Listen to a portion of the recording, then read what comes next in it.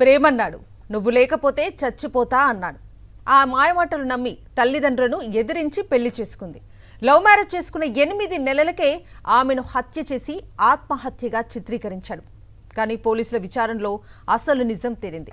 మహబూబ్నగర్ జిల్లా పొల్కంపల్లిలో జరిగిన ఈ దారుణం స్థానికంగా సంచలనం సృష్టిస్తోంది.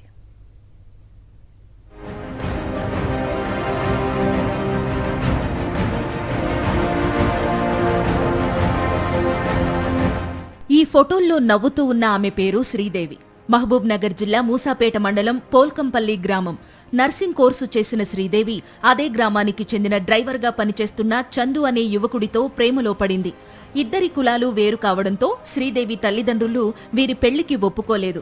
కానీ కుటుంబాన్ని ఎదిరించి 8 నెలల క్రితం లవ్ మ్యారేజ్ చేసుకున్నారు. అనంతరం రక్షణ కావాలని పోలీసులను కూడా ఆశ్రయించారు. ఇద్దరు మేజర్లు కావడంతో ఇరు కుటుంబ పెద్దలకు కౌన్సిలింగ్ ఇచ్చారు. ఇంతవరకు బాగానే ఉన్నా పెళ్లైన నాటి నుంచే నిత్యం మద్యం తాగి వచ్చి శ్రీదేవిని కొట్టేవాడు చందు. లవ్ మ్యారేజ్ చేసుకోవడంతో తల్లిదండ్రులకు ఏమీ చెప్పలేదు శ్రీదేవి. పేదవాన్సులతో పోయి ఇట్లా కొడుతున్నారు, దినాంటి ఆచార్య పెడుతున్నాడు, ఇట్లా కొడుతున్నారు, మరి ఎట్లా చేద్దాం అంటున్నారని అడిగితే ఈ ఒక్కసారి చూస్తాము, మళ్ళీ సారి చేస్తే వాడిని మన ఎత్తు కూడా తీసి పోలీసు వాళ్ళకు పట్టిస్తామంటారని పేదవాన్సులు కూడా చెప్పిండ్రు. ఎప్పట్లాగే తాగి వచ్చిన చందు శ్రీదేవిని విచక్షణారహితంగా కొట్టి చంపేశాడు.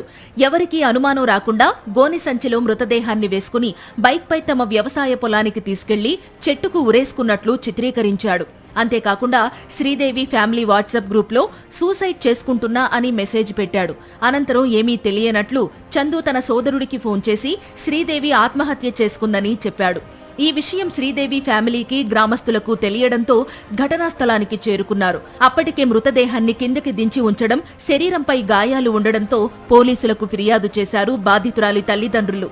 చందు ఫ్యామిలీ మొత్తం కలిసి చంపేసి నాటకాలు ఆడుతున్నారని శ్రీదేవి బంధువులు ఆరోపిస్తున్నారు. వాళ్ళ ఇష్టపూర్వంగా వాళ్ళు మంచిగా బతారేమని అనుకున్నాము.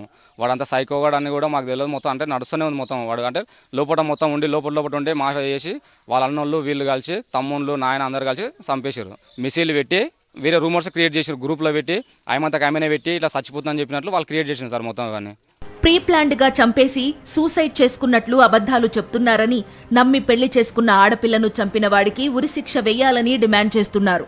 చూస్తే ఇట్లా ఇక్కడ గాయం ఉంది, ఇక్కడ గాయం ఉంది, ఇట్లా ఈడబట్టి గీరినట్ల ఉంది.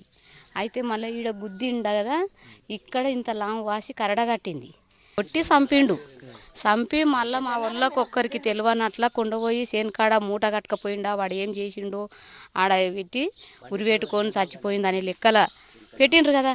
ఉరి పోసుకున్న పిల్లుంటే చెట్టుకే ఉండాలి కదా మొత్తం పోయే వరకు.